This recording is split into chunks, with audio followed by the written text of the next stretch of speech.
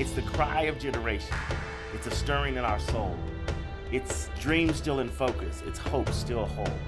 For children that are and those who will be, our destiny is justice for once, for all, forever. Let it be. No more delays, denials can ignore our voices, nor suppress our choices. We come for all that God has gave, unashamed descendants of the indigenous immigrants and the once enslaved. For children that are and all those who will be, our destiny is justice for once, for all, forever. Let it be.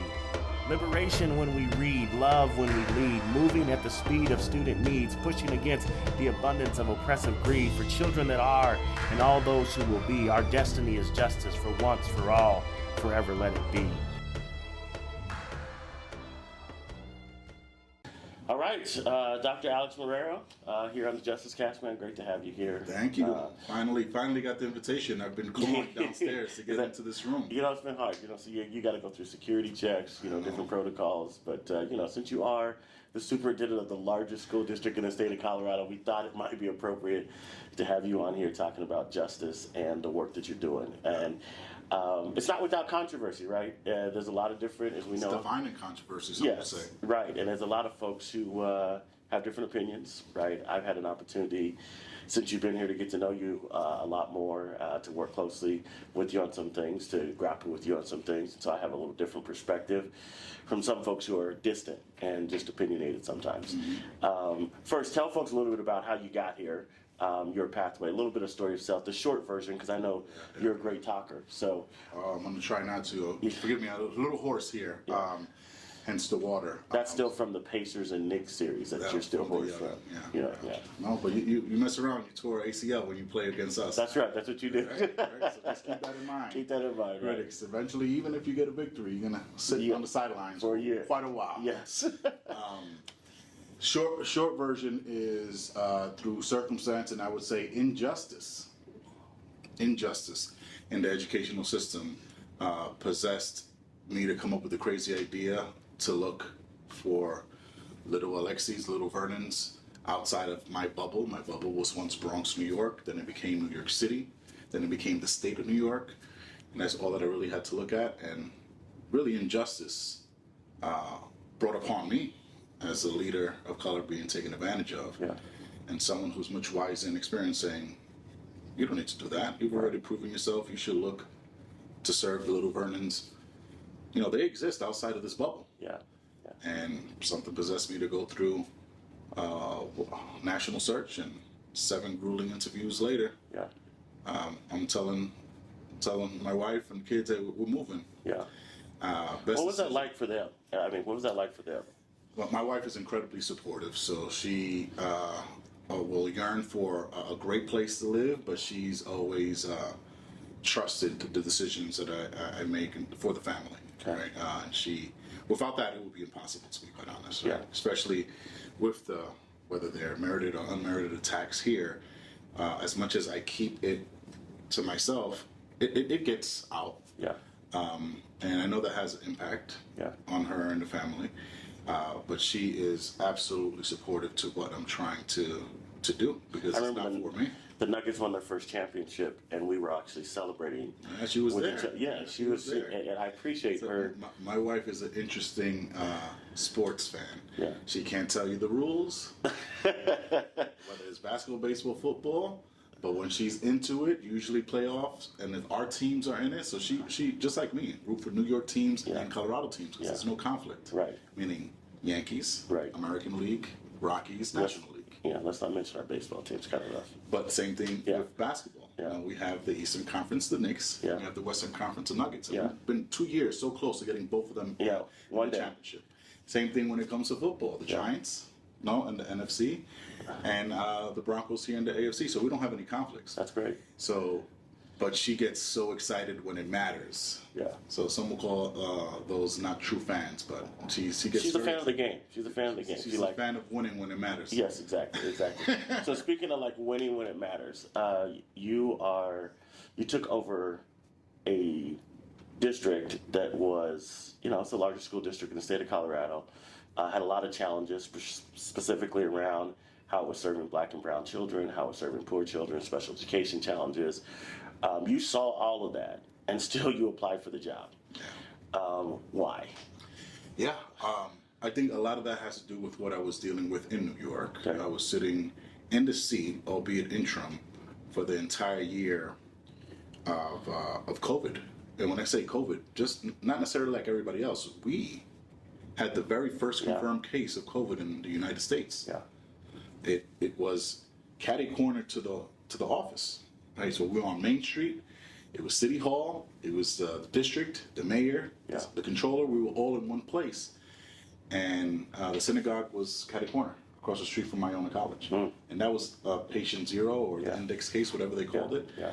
So when I say I was living it, I was not only living it, I was leading through it in the most impactful way. And then after leading in that capacity, and also doing my role as the head of curriculum and instruction, arguably the two toughest jobs in any district, for one salary. And folks would just say, okay, yeah, just get us through the year, and then okay, yeah, just go through the process, and I realized, okay, and I didn't know any better. Right. It took someone wise saying, you've proven yourself, and there's bigger challenges out there. Yeah. So the challenge that you explained and we're experiencing here is what actually drew me. If that makes any sense. Yeah. Right? So, not that I yearn for disruption and dysfunction, but I believe I'm actually at my best in those situations, if it means anything. Yeah. Right, so Tell me. So there's mixed reviews on Dr. Marrero, right? Which every leader, we know that. We have our fans, we have our critics, we have folks who think we shouldn't be in any position we're in. You've got staff who I've worked with who just sing your praises, right? And then you have former staff who no longer work for the district who say a very different thing, right? What's the truth? well, I guess it's for you and whoever's watching this to determine. What I can say is every system that I've been a part of, I've been able not only to be proud of the work, point to absolute success, and have reverence when I'm or what we did is brought up. When the day comes that I'm no longer here, that will be the case here, right? What I believe is happening in our system, and I'm going to tread carefully because I'm not interested in poking. Right. But I have very little, possibly no regrets on how, maybe tactical approach regrets, but in terms of decision making, zero. Yeah. Whether it was successful or not in the eyes of whomever, because I didn't have any horse in the race other than making the system better. Right. I didn't know Vernon before I got here. Right. I didn't know Joe, Shmo, Sally, or May. Right. I drew my conclusions, and I think that's the issue at hand. Right. I think some folks are well intended, and there are some folks who are just in it because it's convenient, or they've been asked to, or if I can say it so bluntly, it's their livability. Right. This is how they make ends meet. Right. And okay, I respect that. I even respect the hustle that comes along with it sometimes. I look back and admire, but I'm in charge of the system. The system is to create opportunities for students, families, and communities that have been historically marginalized, as you opened up. Right. And if you're not in it for that, then I'm sorry, you're not part of the solution. So when you ask someone, whether it's abruptly or through a very formal way, or even casually, that I've made my determination that you're not here for kids, then it's hard for them. Yeah, it's hard to hear that. It's hard for them because they may not believe it or they've been outed. Yeah. Right?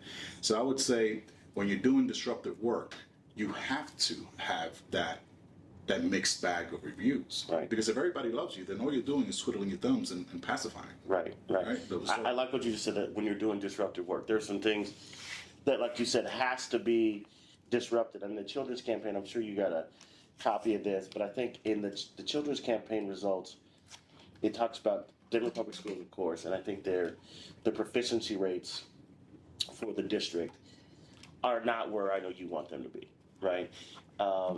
They're not close to where you want them to be. There's some things that you were doing that I believe have been good. You can talk about the data mine. There's some other things I know you're doing with the cohorts that you have, the collaboratives. I'm sorry, the collaboratives that you have folks in now. What do you think is the thing right now that is causing disruption to bring about justice within Denver Public Schools? That you were saying, hey, I know this is upsetting some folks, but at the end of the day, I believe this thing is going to bring about the justice that's being denied. No, great question. And here's where I believe folks who have strong opinions on whether I'm the leader and we're heading in the right direction. I hate to say it so bluntly, but I think that they're contributed to the results that I inherited when I first got here, right? And I know COVID has a lot to do with it, but the nation also endured COVID. But if I can put it in perspective, and I know that this number is accurate, and I want to make sure that the black student data is accurate, but it was 9% proficiency for Latino students, maybe a little bit more than that for black students. Yeah. Right, we're nothing to celebrate, right? No, but let's put, again, the folks who are upset, Right. how convenient to forget that. Right. That was my baseline. Right. I can tell you that it's not 9 and 13 any longer. I think it was 13 and 9 respectively, black and brown. Right. So the fact that we're hovering around 20, you can't celebrate that because that means 80% overwhelmingly majority are not proficient or illiterate. Right. But with all the distractions and like the audacity is what I would say. The audacity. Have some ownership.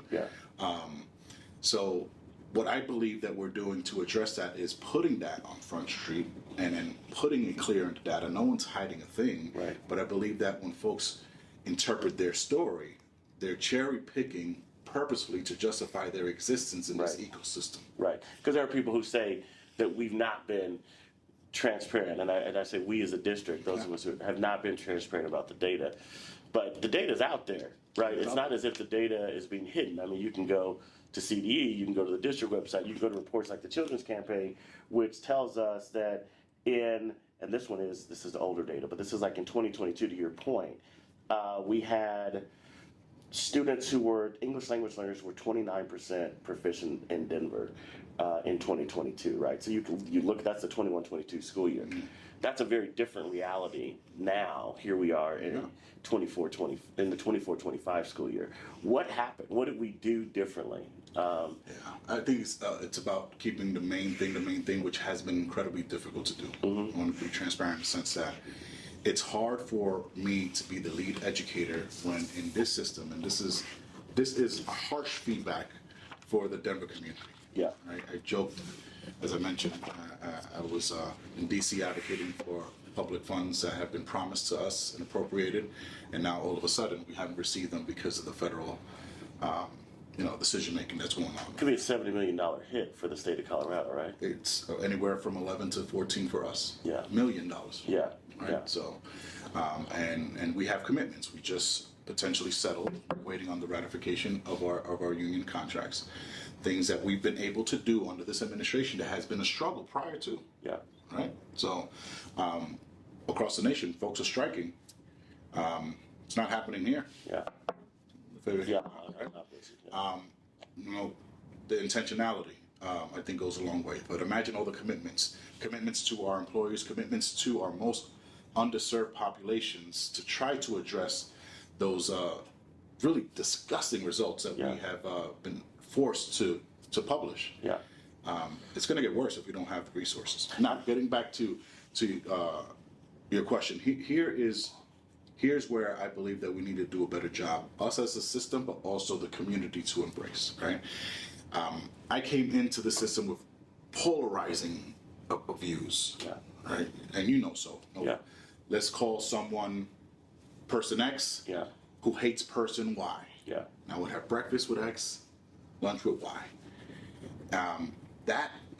That still exists, right? But I think it's now more towards the system and now it's become political.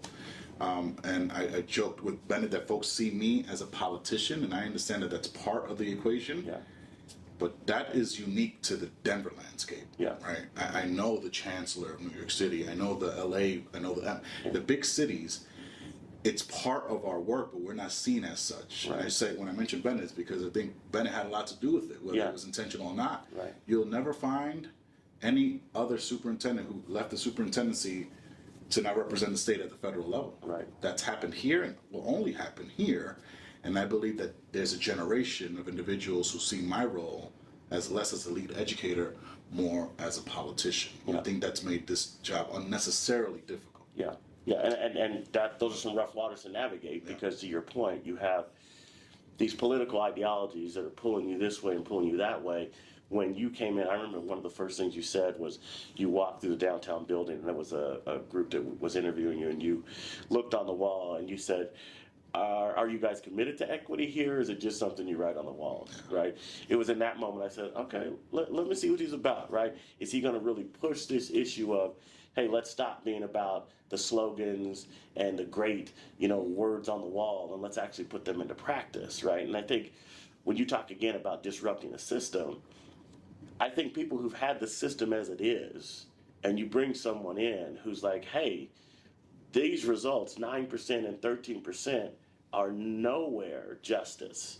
And I'm here as the lead educator to bring about justice that gets these kids, that just is what all kids driving, right? So here's when it doesn't get articulated, it's frustrating because to me that's the baseline, right? But beyond the frustration, what I can say is what I think Denver got right. I'm happy that it was me. Yeah. Right. So selfishly. Yeah. Yay. Right. Opportunity of a lifetime. But I believe the system needed someone who didn't have any alliances, any commitments, any promises to uphold. Other than the children, right? Other than what you're supposed to always. And we don't even do this here, but in New York, when you become superintendent, you have to raise your hand. Yeah. You take an oath. Yeah. We should do that here. Yeah. Right? And the oath is less about who's going to be on the board, less who's going to influence, less who's the political machine behind it's your commitment to the system. Yeah. Right? So although I didn't have to raise my hand, I've been bred that way. Right? So my commitment was to the system. And what I discovered is that folks who say all the right things, I don't want to generalize, but there are some folks who are well-intended. Yeah. But maybe needed something or were not given the opportunity to influence change. Yeah. There are some that it's all rhetoric. Yeah. Right? And those could be the majority of the folks who are not fans. Yeah. And I love that actually because that gives me the motivation that I need. Because again, you can't do disruptive work without the criticism. Right? If everybody's praising you, then you're doing nothing. Right? And if nothing changes, nothing changes. Right? You're going to get the same outcomes. Right? So those folks who are out there throwing stones, it's not that I don't want to hear you. Keep it coming. Yeah. Right? You give me the motivation. And to be quite honest, outside of the realm here of nationally, folks are praising what we're attempting to do. Right. That cannot be disputed. Because every single time DPS, whether it's me or anyone from my team shows up, it's more of a red carpet treatment. Right? People appreciate not only the results that we're getting, albeit incremental, the approach. Right? So those folks continue to be disgruntled, and here's the harsh reality for some of those individuals. If you were not given the opportunity and the obstacles were not removed for you and you were well-intended, then hopefully we can work together. Right? I can sing the same song for what you're trying to build here. Yeah. Right? I don't know if you were given the opportunity to influence change the way that you would like to. Yeah. I'm not speaking about the Vernons and the Faith Bridges. Yeah. These other folks, hate to say it, this is why people don't look, this is New York in me. You're complicit to the oppressive outcomes that we've got. And you're in the way, so get out of the way. Yeah, they don't like to hear that. They don't like to hear it. No, they don't like to hear that. But they're going to continue to either hear it or feel it. Yeah. Right? Because they're not invited to the table anymore. Yeah. And it drives them absolutely crazy. Yeah, and to your point earlier, like there are some folks who their livelihood is actually based on this system staying in the mediocre state that it is, right? I'm so thrilled that you mentioned that. Yeah. Because we look at folks and you do a little background check saying, okay, you're clearly not an educator, so you question whether they know what they're saying. Right. Then look, I respect someone who needs to produce for him, her, and theirs. Yes. It's my duty to defend the system that I'm responsible for. Right. So aside from my respect for the way that you hustle, it speaks to integrity. Right. If you know you're doing something that you do not know what you're referring to, cherry picking data to make your point, just because you've been asked to or told to, you sold your soul. Right. You sold your soul, and you have to deal with that. Right. But you're not going to influence what we're trying to do. Right. Exactly. So, you talked about some tactics that you said. Okay, I feel good about the decisions that I made, but there's some tactical things that maybe rub my team the wrong way. These new people who were adjusting to Dr. Marrero, what was a tactic in your own approach? Because I've been able to witness some transformations in your leadership style and see you become, because when you come in as new, you're trying to figure things out. I've seen you become more. I've seen the listener in you come out. I've seen the person who's very reflective. I've seen the person, sitting around superintendent's council, being able to take some hard feedback and say, okay, let me go back to the drawing board and think about that. Not everybody gets to see that, right? Because again, some folks really don't want to be in the work. They just want to criticize the work. What is it? Yeah. What is a tactic that you say, hey, boy, if I could do that over? Yeah, yeah. And whatever the issue is, what is the tactic you say I should have done that differently? I think it's more the approach. Yeah. Right. So when I first was given the opportunity to engage with this community, as you know, I got involved in a deep listening and learning tour, hyper focus on those historically marginalized populations, in particular those who felt invisible. Yeah. For generations. And that was deep reflection. I engaged the community, as you know, to put together what ultimately became the strategic plan. But once I had those, to me, they were marching orders, right? So we had several months into the tenure at that point, so it was time to deliver. And the approach is what perhaps I could have done differently, meaning if I have the marching orders captured in a plan, which again are the needs, the wants, and desires of the community, in particular those who've been invisible. Yeah. Then I have my marching orders. Let's get to it. Yeah. So me wanting to get to it ruffled some feathers and created even enemies, because if you were in the way, you were in the way, right? The time needed to make sure that folks understood where we were trying to go is I believe caused a lot of heartache and unnecessary pain for me. Yeah. And I saw it as, well, the means are more important. The end is more important than what happens along the way, as long as we get to the result, right? Yeah. Now realizing that the folks in between the ultimate, what you're trying to accomplish, and just the aggressiveness that goes along with it, and the quickness. Folks, some feedback that I've gotten from some individuals, we're not saying that you're wrong, you're right. But here, culturally, you have to take the time to do this, to walk folks through it. Right. And I think, I agree 100%, but I also think that, to your point, and my belief, is there's a lot of folks who always want to walk because they don't feel the same sense of urgency that disenfranchised families, neglected families, marginalized families feel, where we're in a position to say, no, we need to run. You know how long we've been waiting for this? You know how long we've been promised this change? Since 2005, they said this and da-da-da-da. So there's a lot of people who want to your point, walk it out, and they want to, have think tanks and all this kind of stuff and be gradual, and they want to step by step because they are okay. The system is designed for them to thrive no matter what the pace is, right? And so here's the hard part, because although I'm acknowledging that as I don't want to call it a mistake, because again, I don't live in the world of regrets. Everything happens for a reason. Yeah. The urgency not only was there, still is there, still exists, still defines the work. It would have been, I guess, better for this administration if we would have taken the time to engage folks, even if they're placated. Yeah. The problem is that I'm not built that way. Yeah. Right? I don't have any tolerance to someone who's just going to, engage for the sake of engaging when I think that you are not going to contribute to the solution, or worse, inhibit. Yeah, be an obstructionist. Right? Yeah. So, and that's me, right? Yeah. No, I think I have to grow, or maybe I have to assemble a team that can do that, right? Yeah. I also have learned this. You mentioned in terms of the intimacy that goes along with seeing me and my team in action. And that has been overwhelming. That's why I'm being reflective in terms of I wish I could have, but when you balance that with urgency, urgency is always going to win. Yeah.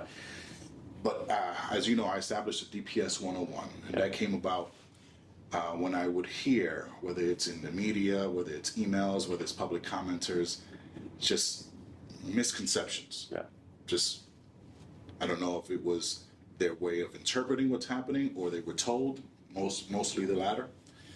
And I said, wait, I have a duty to make sure that they understand how we function here Right. and what we're trying to accomplish. And it was exactly what it sounds like, DPS 101.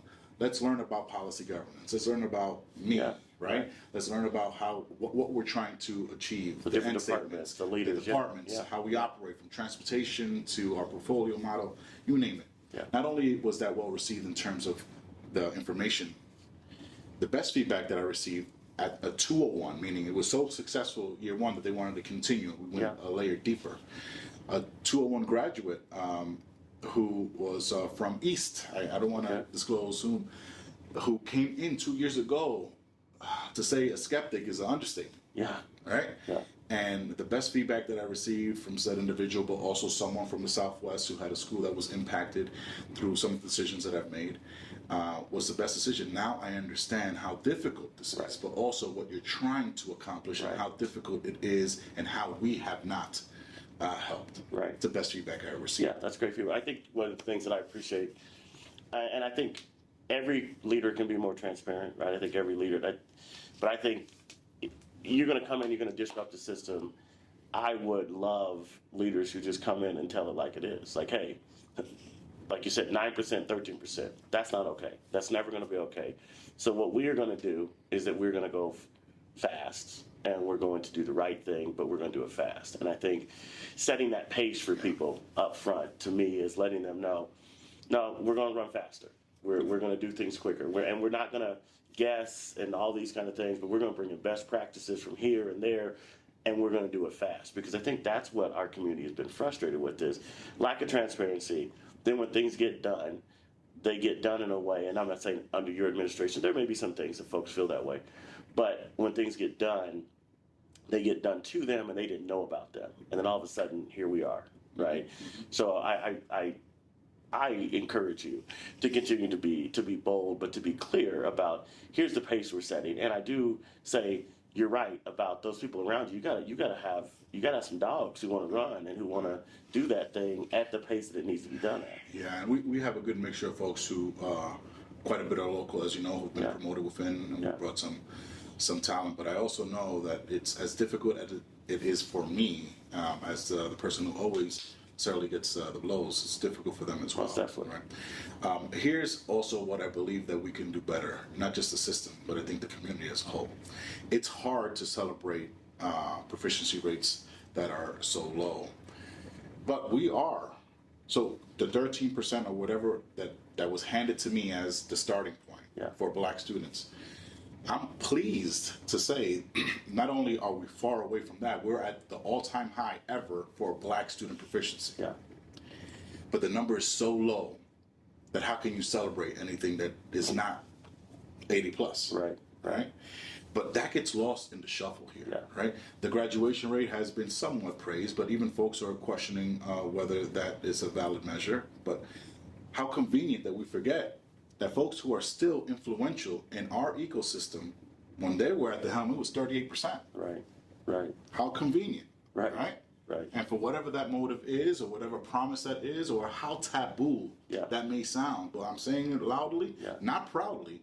I actually appreciate the innovation and creativity and the absolute urgency that existed then, that created the system that I inherited. Now has this incredible option for every scholar. Yeah. Right. That includes charters, innovation, and district-run schools. So Yeah. I commend the effort to do something radical. Right. Right.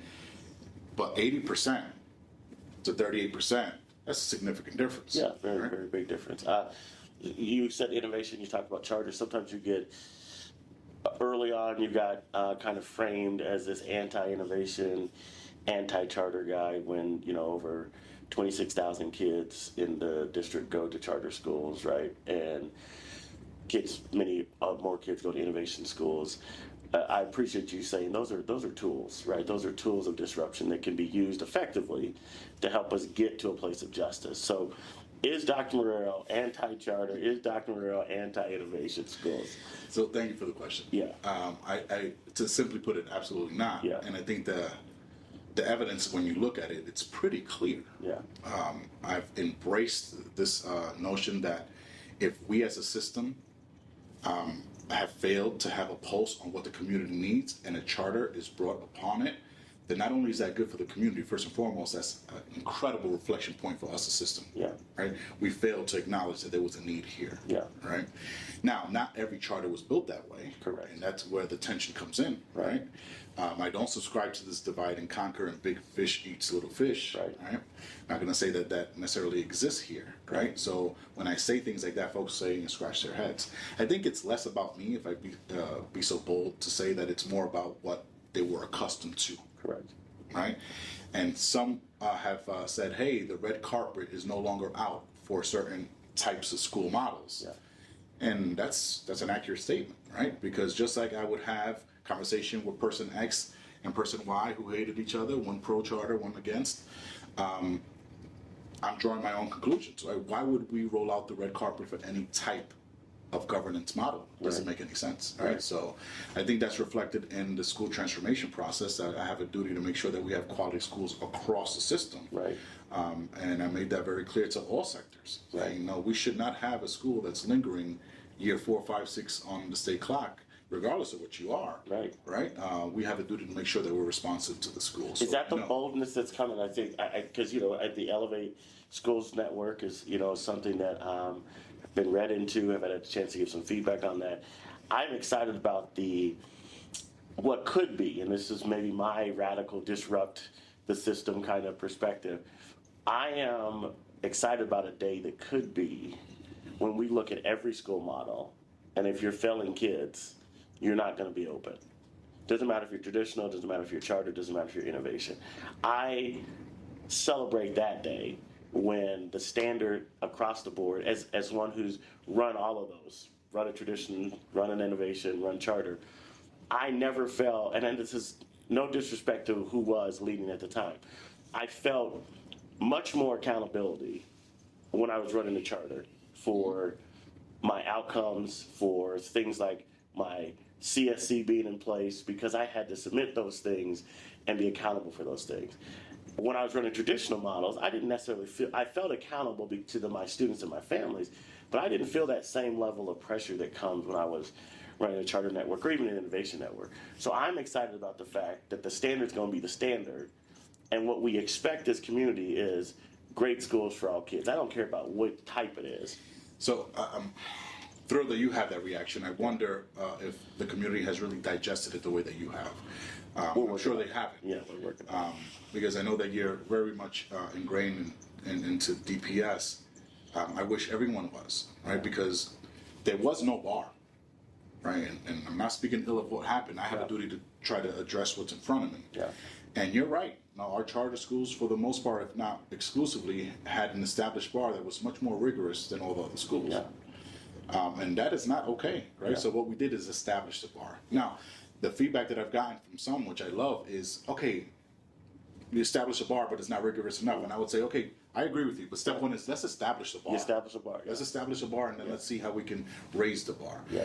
I believe that that is in the near future, where we won't have any school that is underperforming, because we would have addressed it, Yes. no matter what governance type it is. I think Yes. that we're already started that, and I want to thank everybody, from unions to our collaborative council innovation sector, who have subscribed.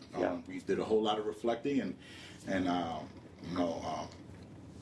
tweaking to make sure that we can get to a place that everybody can accept. Yeah. But back to your previous question. Here is, and I don't want to disclose where, but I'm sure some folks know. Yeah. I answered the charter question, but the innovation, because I know that's also been, right? Yeah. I believe I have a duty to be responsive, and you have intimate experience when something is not working, we can't ignore it. Right. But my own kids for the past 4 years have attended innovation school. So that should answer the question very clearly, right? That's one of the things I was going to say that earlier. So I'm proud of you because you're a superintendent who has your kids in the district. That has not always been the case. They attend the innovation school, and they're learning Spanish because I'm a lousy Spanish teacher at home. And it's been the best for them. Yeah. The best for them. So we got a minute left. A minute left. A minute left. That's We can't it. do 2 parts? Yeah, we can Have do a 2 lot parts. more We're gonna to come. share. I know you do, and that's why I want you to come back because we could talk forever, and I think it's necessary. We should do this on a regular basis so that we can help get the word out to people. And as people know, like we're very respectful of each other, very friendly with each other.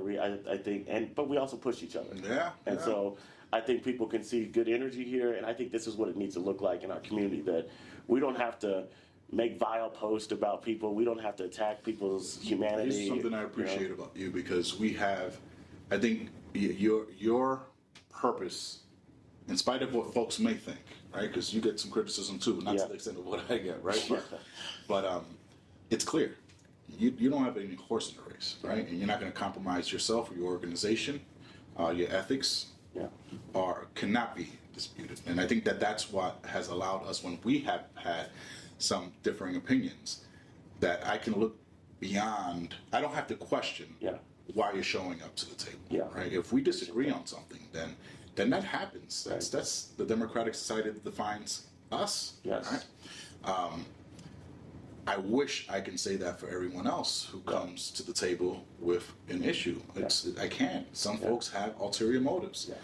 And I don't have any tolerance for that. Right? Yeah, we don't. I don't have any tolerance for that. It doesn't get Urgency things is too done for important, kids. but also you're just trying to get in the way of what we're trying to accomplish, right? Yeah. So I always appreciate having a different perspective, because who am I to always have the right approach, That's right? right. That's why I've assembled a team. I believe in community-driven and community-led and district-supported, Yeah. right? Sometimes it requires us to take the bull by the horns, but I am truly a public servant. And folks who hear me say that say nonsense or something more vulgar, you are part of the community, but you may not be the majority. That's right. You may be the folks who know how to navigate the system. Yeah. You may be the individuals who have access to the system. Right. You're the folks who are savvy enough. And here's the most controversial: the ones who are loud and obnoxious enough get heard. Yeah. And we hear you. Yeah. I have a duty to hear those who, again, have been underserved, marginalized, and feel and believe culturally that they have no say. That's right. So that's all I'm doing, activating the masses, quite frankly, Yeah, right? yeah. Because that's the majority of our right. population. That's right. And if they overwhelmingly want to move right, and you want to stay stagnant or move left, I have a duty to be responsive, communicate that, but move accordingly. Yes, sir. And I think that irks folks, and it causes so much distrust in those individuals. And I get it. Yeah. I don't take it personal. I just they're not seeing and hearing what I'm hearing, and they're also not in my role. Yeah. You Well, this is and I- part one. This is part one. We got many parts to go, because I think I'll leave with this. Yeah. Here's something that we all do. Back to, we started with my wife, and in the sense that she never played any sport. I'm a sports person, whether you Yeah. believe it or not, right? And talk a lot of noise about your baseball game and your basketball no, game. I could play at one point. I was really good. Surely not now. Yeah. But even as well as we think we were, even if we were in a professional scene, what is it they call it? Living room and sidearm quarterbacks. Oh, yeah. Huh? Armchair quarterback. Armchair quarterback. Yeah. Thank you. Backseat drivers. Yeah. Right. It's easy to say what we should or shouldn't have done when you don't have a beast coming to take your head off. That's right? right. When you have the ball. That's right. right. That's right. This is not the gridiron. Yeah. Right. It's so easy when you haven't sat in the seat to say, okay, he's doing something wrong. Right. So that's why it bounces off. Yeah. Right. You don't know, and there's a few folks. My network. This is pretty sad, but my network and my friends are either sitting or former superintendents who are much wiser, brighter, and more experienced than I do, who the situation at their community has resulted in them being a fallen soldier, a fallen justice soldier. Yeah. And those are the networks who I connect with because they understand it. Yeah. Right. The other it's just feedback, right? Yeah. But the criticism, if you really don't know, then Yeah. you don't know, right? Yeah. You try, taking the ball across the gridiron. Right? Yeah. It's the same thing, right? There's a linebacker there. There's a Very, corner. very easy to say when you're just in the comfort of your lazy boy. Yeah, Right? that's right. That's right. Right. Very easy to say when you're on the outside looking in and you've been impacted in a way, and I feel terrible if you have been impacted. I don't feel terrible if you contributed to the system Yeah. that I inherited. But Yeah. it's just feedback, right? Yeah. Well, I look forward to continuing to push for justice with you. Let's do it. Appreciate you. Thank you for joining us this week on the Justice Cast. If you are moved and inspired by what you heard this week, we need you to do justice by doing 3 things. Number 1, like and share this episode with your friends and family and network. Number 2, sign and share the Do Justice Pledge. And 3, join us for an upcoming Do Justice action. You can find those listed on our website at www.faithbridgeco.org. That's www.faithbridgeco.org. Remember, the world we believe for is possible. Do justice.